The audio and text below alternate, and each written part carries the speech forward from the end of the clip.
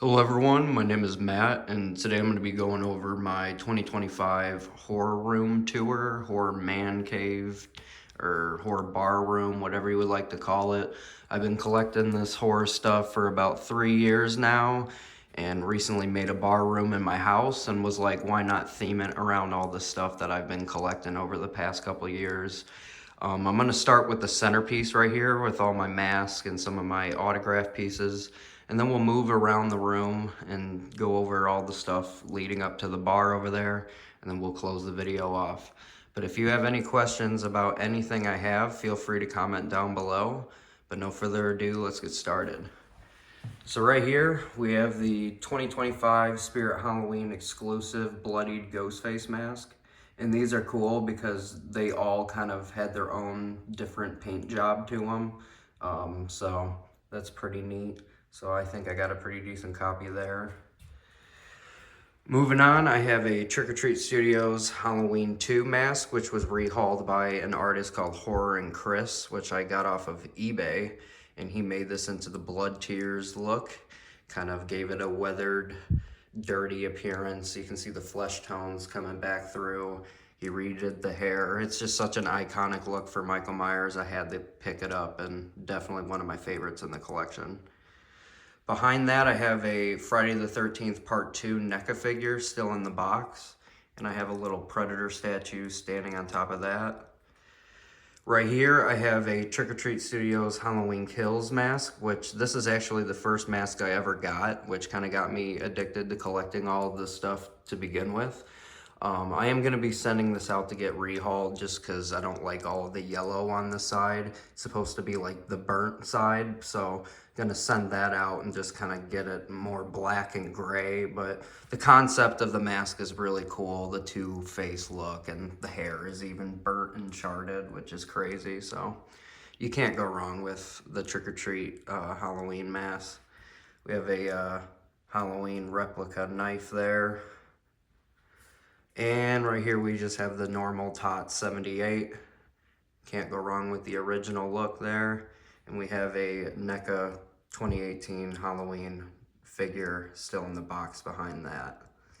Above all that, I have a Camp Crystal Lake sign made out of real wood with a 13X Studios Friday the 13th Part 4 mask. And this thing is super cool. You can see all the scratches and all the weathering and the axe mark. The blood even looks like it's clotted. Really, really detailed. If you guys want a good Friday the 13th mask on a budget, I highly recommend 13X Studios.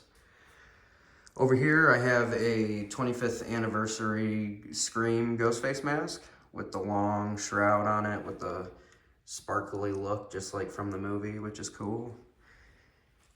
We have a Aliens LED light right here, which is really cool. And just a random top loader on top of a Aliens comic book. Now getting into the centerpiece here, I have a Halloween 2 sign on the door handle there and a rug, which is pretty cool, which I believe I got at Spirit Halloween. All right, first shelf. We have a Ruby's, I believe it is, Jason Goes to Hell mask. This is not screen accurate, of course, but, you know, it basically is what I wanted it to be, just kind of the look of the hockey mask growing into his head. I just think that's just such a gnarly look. And it is a deluxe mask, so you can take his mask off and see his face underneath, but it really doesn't actually look like his face. It just kind of looks more like a zombie, if anything, but still cool. Next to that, I have a Xenomorph head, which is actually a popcorn bucket from the latest Alien Romulus movie, and that is autographed to me from Lambert from the first movie, and I met her at Days of the Dead in Chicago this year, and that was really cool. I have a 40th anniversary NECA Alien figure still in the box behind that. Got some Nightmare on Elm Street stuff over here. We have the Trick or Treat Studios Nightmare on Elm Street Part 4 mask, and in my opinion, this is the best one you can get from the Tots lineup. Like, you can just truly see Robert Englund's face in that sculpt. And it's got a super long extended neck piece with just so much detail. I know the hat is not screen accurate. I just kind of threw a random hat on him, but still looks cool.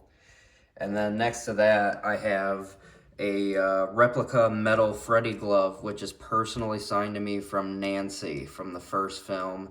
And I also met her at Days of the Dead, which is super cool. That's probably one of my favorite autographs that I own personally. Moving down to the second shelf, we have some Ghostface stuff here. We have the first run of the Scream 6 aged mask. I think I got a really good copy there. And then we just have a normal ultra white, which is personally signed to me by one of the stuntmen that played Ghostface in Scream 3. And that's my first autograph piece I ever got. Next to that, we have the Tots Art the Clown Terrifier mask. I know there's better masks out there now for Art the Clown, but at the time, Tots were the only ones that had the license, so we had to settle with this one. But at least we got the bloodied version, and I think that looks pretty sick. And of course, we had to get the funny sunglasses from the second movie. Got a little hard plastic Chucky mask there. Not a big Chucky fan, but I am a fan of his scarred look with all the stitches and stuff, so we went ahead and got that. And then in the last row here, we have just an Amazon knockoff Pennywise mask. A lot of my friends actually like it though, because you know the eyes light up and everything, but it's just a placeholder until I can get something that's actually, you know, licensed and looks a little more screen accurate, but this will do for now. Next to that, we have the Tots Texas Chainsaw Massacre mask, the killing mask, and this thing is super cool too. A lot of detail. You can see the stitches going all the way around and his nasty teeth and even the little leather straps on the bottom. Really, really cool piece there. And then we have the good old Billy puppet from Saw, and that is the first version, not the one with the moving mouth. And this is actually my newest piece that I got, so really happy to have that. But that's all of my masks. So now we can just move around and show everything on the walls here. I do have just a random old Ghostface mask right here. It's one of a Scream 6 one, but the back half is gone on it, so we just kind of have it hanging there. Got a cool canvas here of all of the killers in black and white. And right here is my most recent autograph that I got. This is a 8x10 autographed by Nick Castle, which is just super cool. And this is one of the most iconic moments from the first film there, where he's breaking through the closet trying to get Laurie. And this is JSA certified. It even has a barcode, which is cool. And I have the authentication card behind the picture as well in the frame. Over here, got a cool little Freddy piece, which I got at an art show. Got a dartboard right here and a little TV so we can play some physical media and stuff. Got a little Jason light. Got a bathroom right there.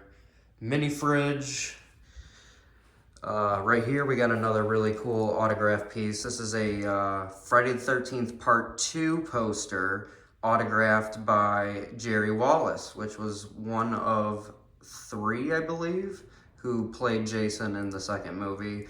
And Friday the 13th Part 2 is actually one of my favorites in the franchise, but we'll get into that in further videos when we do rankings and stuff like that. But it was really cool to meet him as well in Chicago at Days of the Dead. Right here, next to my bar, I have a big 1978 theatrical poster of Halloween. Not original, but still cool. Big cardboard cutout of Michael from the 2018 film, which is dope. Got a Art the Clown bust on top of my bar from Spirit Halloween. This was new for 2025. These are really cool. They are fragile, but they did a really good job on the paint job. So I highly recommend getting these, especially if you can get them on a sale. Very cool. Got a Ghostface lava lamp right here. A little Ghostface mug. Got some bar lights. Got a foosball table. A big, huge skeleton hanging, kind of overlooking everything. I had him up for Halloween. I don't know if I'm gonna keep him up here year round. Comment down below, but I'm not for sure. We have a super bright neon ghost face light, which I got at Spirit Halloween. That's really cool. And you can actually get a bunch. Like they had Michael and Chucky and Pennywise and all sorts. So really cool. Got my glove box right there and a Texas Chainsaw Massacre Pretty Woman mask, which is a half mask. So it's just like a wig and then just the front part of the mask, which I didn't like at first. I was kind of bummed out, but then when I thought about it, I was like, man, it's kind of gross because, you know, his mask is like skin after all, and it would be kind of like flat like that. So my buddy ended up rehauling it and he just did a really killer job. So yeah, I just ran out of space in the cabinet, so I just threw that one up there. And this is eventually gonna get filled up with more, you know, busts and NECA figures and stuff like that. So I just have random stuff here now, but yeah, that is pretty much it. I hope you guys enjoyed the video. I'm really excited to continue to make more horror related content. And if you guys have any ideas at all or have any questions about anything that I have, feel free to let me know. But I hope you guys enjoyed this and have a great rest of your day. Peace out.